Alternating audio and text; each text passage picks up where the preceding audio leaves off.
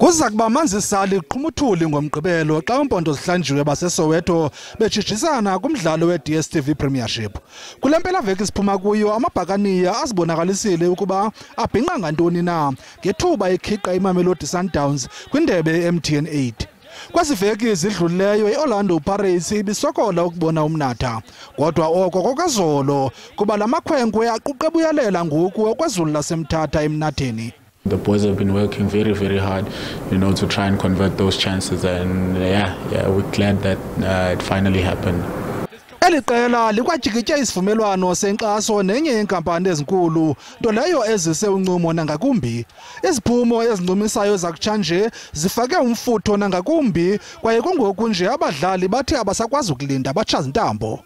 The derby is about fighting spirit, and then the team that will fight at the day, who fight hard and then stick to his tactics, that team wins. Ukanti amatikiti alo mdlalo ujongwe ngabomvu sele ethengiswe aphela.